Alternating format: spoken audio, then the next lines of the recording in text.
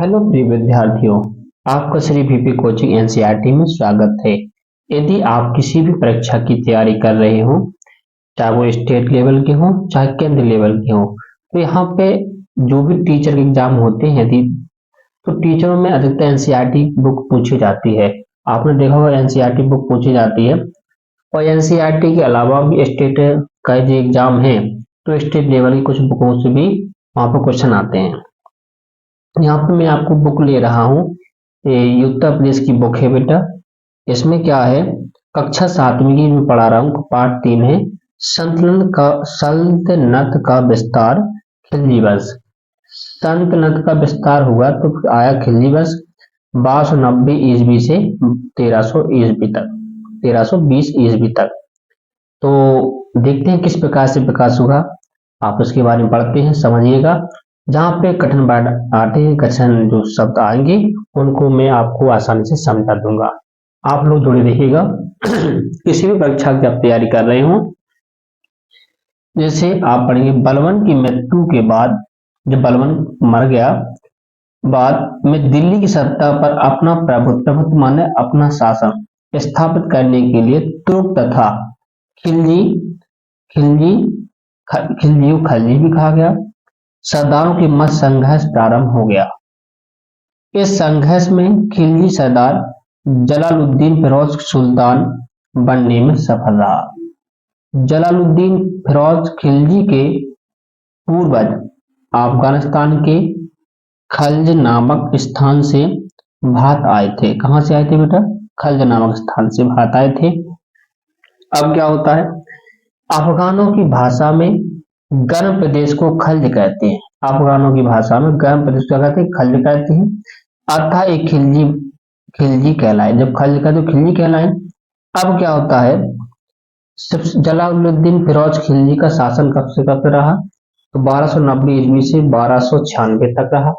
ठीक है। अब देखते हैं, जलालुद्दीन फिरोज खिलजी ने दिल्ली में खिलजी वंश की स्थापना की। तो किसने की? प्रश्न बनाना आपको आता है तो आंसर आपसे बन जाएगा। तो जलालुद्दीन फिरोज खिलजी ने दिल्ली में खिलजी वंश की स्थापना की। वह एक उदार एवं सहिष्णु शासक था।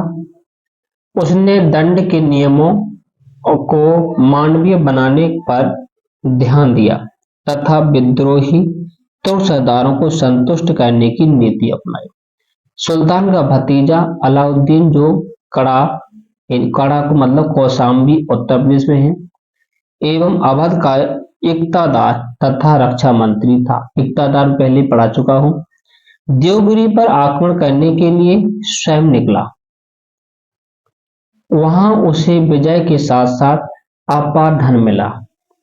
सुल्तान अपने भतीजे अलाउद्दीन के इस अभियान की सफलता के कारण उससे मिलने ने कड़ा कौशाम्बी उत्तर प्रदेश की ओर चल पड़ा।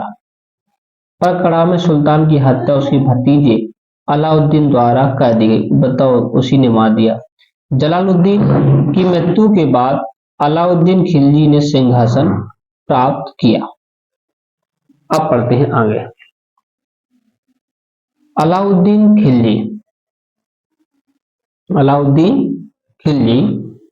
1296 ईस्वी से बाद 1300 ईस्वी तक, 1316 ईस्वी तक क्या होता है बेटा इसमें आगे तो देखिएगा। अलाउद्दीन खिलजी 1296 ईस्वी में दिल्ली के तख्त पर बैठा। कब बैठा? 1296। वह महान विजेता, कुशल शासक और चतुर राजनीतिज्ञ था। उसने सुल्तान बनते समय दिल्ली सल्तनत में अव्यवस्था का बोलबाला था। उलेमाओं का दखल शासन में बहुत बढ़ गया था। अमीर तथा सरदार विद्रोह कर रहे थे। मंगोल आक्रमणकारी, मंगोल में बता चुका, मंगोल क्या है? चीन, मध्य एशिया, चीन की कुछ लोग रहने वाले हैं, वहां के मंगोल कहलाए। आक्रमणकारी लगातार हमले कर रहे थे। इन परिस्थितियों का सामना उसने बड़े धैर्य तथा सुनियोजित योजना बनाकर किया। सबसे पहले उसने जलालुद्दीन खिलजी की उदार जो जलालुद्दीन खिलजी उसकी उदार एवं सहिष्णु नीति का त्याग कर कठोर नियमों को लागू किया। इन कठोर नियमों तथा सुनियोजित योजनाओं के बल पर वह विशाल साम्राज्य स्थापित करने में सफल रहा। अब क्या होता है, प्रशासन में राज और धर्म का अलगाव। अलाउद्दीन को शासन के मामले में धर्मगुरुओं को बोला जाता है उलेमा का दखल पसंद नहीं था, इसलिए वह शासन संबंधी नियमों बनाने और उन्हें लागू करने में उनकी बातों को नहीं मानता था। अब आगे क्या होता है देखेंगे आप। सैन्य सुधार कैसे किया उन्होंने, तो अलाउद्दीन खिलजी की विजयों पर विजय का श्रेय उसकी सुसंगठित सेना को था। अलाउद्दीन ने एक विशाल स्थायी सेना का संगठन किया। उसकी सेना में 4,75,000 सैनिक थे। सैनिकों की नियुक्ति उनकी घुड़सवारी, शस्त्र चलाने की योग्यताओं के आधार पर की जाती थी। सैनिकों के हुलिया का पूरा विवरण रखा जाता था। सैनिकों को नगद वेतन की प्रणाली अपनाई गई और घोड़ों पर दाग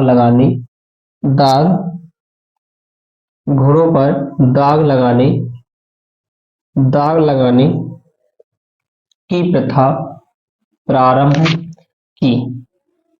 अपने विस्तृत साम्राज्य की सुरक्षा के लिए उसने अनेक नए किलों का निर्माण करवाया तथा पुराने किलों की मरम्मत करवाई।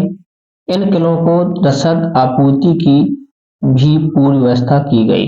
अब आप देखेंगे यहाँ पे अलाउद्दीन खिलजी का शासन किस प्रकार से कितने भारत में रहा। ठीक है, देखेंगे आप इसको, देखिए बड़े विस्तार से। तो यहाँ देखेंगे आप, ये देखो भारत है। जब भारत, अफगानिस्तान, पूरा पाकिस्तान, झेलम नदी, सिंधु नदी और सतलज नदी, कश्मीर यहाँ पे लिखा है। अलाउद्दीन खिलजी का राज विस्तार है 1296 से 1316 ईस्वी तक। चित्तौड़, गुजरात, महाबार, नर्मदा नदी, ताप्ती नदी, महादेवगिरी, गोदावरी, वारंगल, कृष्णा नदी, तंजौर, पांडे, यदुराई, बहुत बांग्लादेश, भूटान, ब्रह्मपुत्र नदी, नेपाल, जितने एरिया दिख रहा है आपको यहाँ पे देखो। उत्तर भारत के राज्य सीधे नियंत्रण में थे और दक्षिण भारत के राज्य अधीनता स्वीकार करते थे। यहाँ पे दिख रहा है आपको जो दक्षिण भारत है, जो ऊपर दिख रहा है जो उत्तर भारत है। ठीक है, समझ में आया होगा मेरे ख्याल से आपको। अब चलते हैं आगे की ओर। तो किस तरीके से बेटा राज्य का विस्तार इसने किस प्रकार से किया, तो देखते हैं राज्य का विस्तार कैसे किया होगा। तो राज्य का विस्तार, सुल्तान बनने के बाद अलाउद्दीन ने अपने साम्राज्य का विस्तार करना चाहा। सब राजा चाहते थे मेरा विकास हो और विस्तार करें। तो इस उद्देश्य को पूरा करने के लिए उसने गुजरात, रणथंबोर, चित्तौड़, उज्जैन, मांडू, धार तथा चंदेरी के राजपूत राजाओं को हराकर उनके राज्यों का पर अधिकार कर लिया। कितने राज्य बेटा, गुजरात, रणथंबोर, चित्तौड़, उज्जैन, मांडू, धार एवं चंदेरी। अब इन्हीं में से प्रश्न पूछा जाएगा, ठीक है, कि कहाँ पे इसने विस्तार किया, किन राजाओं को हराया, वहां का राजा कौन था। अब चलते हैं आगे की ओर। तो किस तरीके से देखो बेटा, अब मैं आपको ले चलता हूं अगले पृष्ठ पर, पढ़िएगा क्या लिखा है। अलाउद्दीन के सेनापति कौन थे, मालिक काफूर ने दक्षिण भारत के देवगिरी तेलंगाना, जिसे कहते हैं यार देवगिरी तेलंगाना राज्य, जो वारंगल कहते थे पहले, और होयसल राज्यों पर विजय प्राप्त की और उन्हें सुल्तान की अधीनता स्वीकार करने के लिए विवश किया। इन शासकों को इस शर्त पर अपने राज्य में शासन करने दिया गया कि वे सुल्तान को कर देते रहेंगे और एवं उनकी अधीनता स्वीकार करेंगे। अलाउद्दीन ने दक्षिण के राज्यों को अपने राज्य में क्यों नहीं मिलाया, सबसे बड़ी बात है ना, क्यों नहीं मिलाया। इस तरह की नीति गुप्त साम्राज्य के किस शासक ने अपनाई थी, इस आपको आंसर देना है। सोचो विचारो, गुप्त काल आपने पढ़ा होगा तो बनेगा, नहीं तो नहीं बनेगा। आमी तथा सरदारों पर नियंत्रण। आमी कौन होते थे? अमीर लोग, वहां के और सरदार लोग पर नियंत्रण कैसे रखा अलाउद्दीन खिलजी ने? तो अलाउद्दीन का मानना था कि दावतों तथा उत्सवों में मिलने से अमीरों तथा सरदारों में निकटता तथा आत्मीयता बढ़ती है, जिसे सुल्तान के प्रति षड्यंत्र एवं विद्रोह करने का अवसर मिलता है।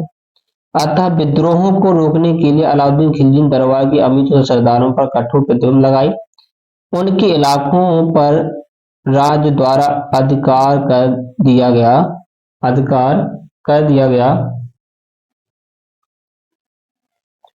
इसके आगे होता है अमीरों की दावतों, मदिरापान एवं गोष्ठियों पर भी नियंत्रण लागू किया गया।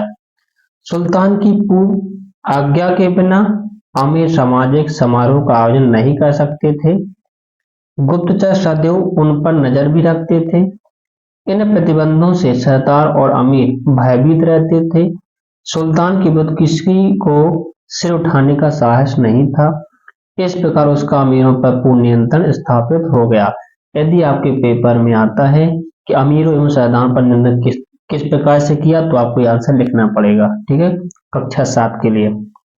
और आप यूपीएससी या पीसीएससी, पीसीएस या यूपीएससी कोई भी एग्जाम देते हैं तो उसमें ऐसा पूछा जाता है। मंगोलों आक्रमण का प्रतिरोध।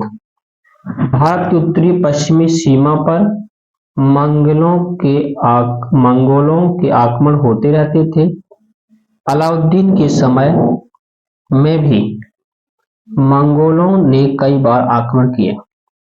मंगोलों के आक्रमण से सुरक्षा के लिए अलाउद्दीन ने बलबन की भांति पुराने किलों की मरम्मत करवाई और नए किलों का निर्माण करवाया।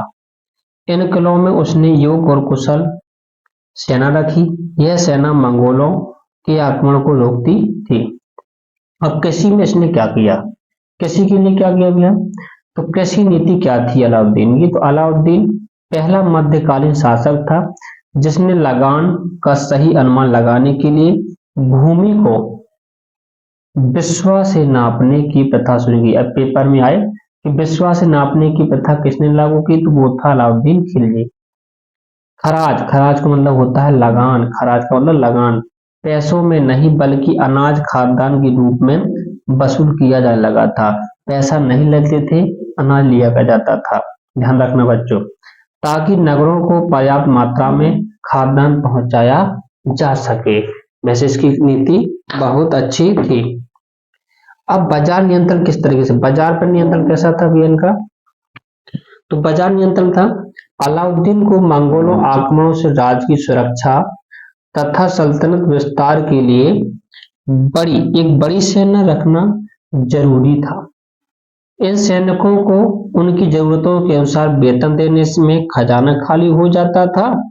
अतः उसने कम वेतन में सैनिकों को खर्च चलाने के लिए बाजार नियंत्रण लागू किया। उसने दैनिक आवश्यकताओं की वस्तुओं को मूल्य निश्चित कर दिए, जिससे निश्चित वेतन पाने वाले सैनिक भी अपना निर्वाह कर सकें। अब क्या आता है? बाजार व्यवस्था की सफलता के लिए कुशल एवं ईमानदार कर्मचारी नियुक्त किए, जिनका प्रमुख साहना का मतलब होता है अधीक्षक। ध्यान रखना बच्चों, अधीक्षक और कहलाता था, अधीक्षक कहलाता था। तो कर्मचारी नियुक्त किए जिनका प्रमुख कहलाता सहना अधीक्षक कहलाता था, जो व्यापारी पर नियंत्रण रखता था। ये क्या करता था? व्यापारी पर नियंत्रण करता था। दुकानदारों को बाजार के नियमों का पालन करना पड़ता था। यदि कोई दुकानदार वस्तुओं की कीमत अधिक लेता या माप तौल में कम देता तो क्या होता था? देखिए अगले पृष्ठ पे क्या आता? देता था तो उसे कठोर दंड दिया जाता था। बाजार के भावों एवं सामानों पर निगरानी रखने के लिए गुप्तचर व्यवस्था को दुरुस्त किया गया। सुल्तान को प्रतिदिन बाजार की पूर्ण सूचना प्राप्त होती थी। कभी कभी सुल्तान स्वयं भी वस्तुओं और उनके मूल्यों की जांच करता था। इस व्यवस्था का परिणाम यह हुआ कि दुकानदार वस्तुओं का अधिक मूल्य लेने का साहस नहीं कर पाते थे। क्यों? जब राजा स्वयं जाएगा, सुल्तान जाएगा तो सबको डर रहता था। अब क्या, कुशल बाजार नियंत्रण के लिए सरकारी दुकानदार वस्तुओं का अधिक मूल्य लेने का साहस नहीं करते थे। गोदाम भी स्थापित किए गए। अकाल पड़ने के समय गोदामों से खाद्यान्न की आपूर्ति की जाती थी। वह पहला शासक था जिसने सार्वजनिक वितरण प्रणाली की शुरुआत की। सबको वितरण किया, सार्वजनिक वितरण प्रणाली किसने शुरू की? तो वो था अलाउद्दीन खिलजी। वर्तमान समय में मूल्य नियंत्रण एवं बाजार प्रबंधन के लिए क्या व्यवस्था है? इसका आंसर आप स्वयं बताएंगे। यह उस समय की व्यवस्था से कितनी भिन्न व कितनी समान है, ये आप अंदाजा लगाइए। अब साहित्य और कला का विकास कैसा था उसके समय में? तो प्रसिद्ध विद्वान अमीर खुसरो और बैनी उसके दरबार में रहते थे।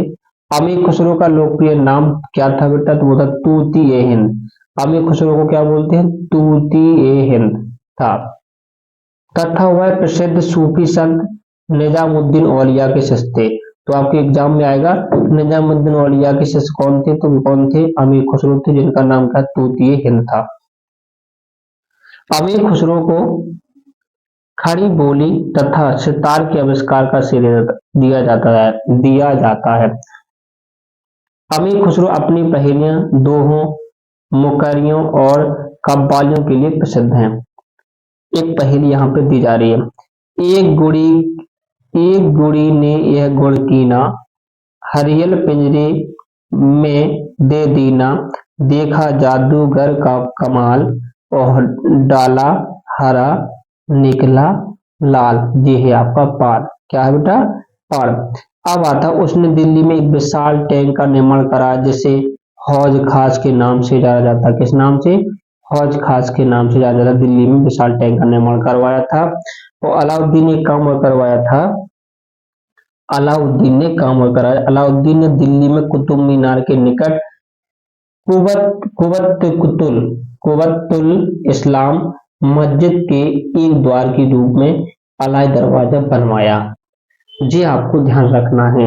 और इसमें एक चीज का उदाहरण, खिलजी वंश कब से कितने वर्ष तक रहा? तो 1290 से 1320 ईस्वी तक, ये 30 वर्ष तक चला खिलजी वंश। खिलजी वंश अब क्या था? जलालुद्दीन फिरोज खिलजी बना 1290 से 1296 ईस्वी तक, 6 वर्ष तक रहे। इसके बाद अलाउद्दीन खिलजी आए 1296 से 1316 ईस्वी तक, 20 वर्ष तक रहे। और शिहाबुद्दीन उमर जिस 1316 ईस्वी बने। मुबारक शाह अंतिम शासक थे, तो 1316 से 1320 ईस्वी तक, 4 वर्ष तक रहे। और इसके बाद आए नसीरुद्दीन खुसरो खां 1320 ईस्वी तक रहे। अब इसके बाद कुछ नहीं है, इस पार्ट सिलेबस आपका खत्म होता है। एक चीज का ध्यान रखना, आपको शब्दावली लिख लीजिए। जैसे यहाँ पे आपका आ रहा था शब्द उलेमा। उलेमा का मतलब होता है धर्मगुरु या धार्मिक अधिकारी, यानी आलिम अथवा शिक्षित का बहुवचन। खराज लगान है, भूमि पर खेती करने वालों से लिया जाने वाला कार्य टैक्स कहलाता था खराज। घोड़ों पर दाग, घोड़ों की संख्या एवं उनकी पहचान के लिए उनकी पीठ पर दाग लगाने की परंपरा थी, घोड़ों का दाग करते थे। होलिया क्या है? किसी व्यक्ति के रंग रूप आदि का ब्यौरा, खेच बनाते थे कि आदमी कैसा है, उसका एक फोटो से बना लेते थे, उसे बोलते होलिया। रसद का मतलब होता है भोजन सामग्री। तो इस प्रकार से आपका ये पार्ट खत्म होता है। इस प्रश्नों के उत्तर देना। आपको जलालुद्दीन फिरोज खिलजी के बाद दिल्ली का सुल्तान कौन बना, ये सब आपको छांटने हैं। अब आंसर आप स्क्रीनशॉट ले लीजिए, आप अपने आंसर कीजिएगा, ठीक है। और इस पार्ट का पूरा हमने अध्ययन करा दिया। अगला पार्ट अगले वीडियो में मिलेंगे। आप वीडियो को लाइक सब्सक्राइब कीजिएगा। अगला पार्ट हो तोला काल किस प्रकार से आया, मैं सब कुछ आपको आसानी भाषा में समझाने वाला हूँ। वीडियो अच्छा लगा तो लाइक सब्सक्राइब जरूर करें और बच्चों तक शेयर करें। और आप इस वीडियो को बार बार देखें ताकि आपको यहाँ समझने में आसानी हो जाए। तो वीडियो देखने के लिए धन्यवाद।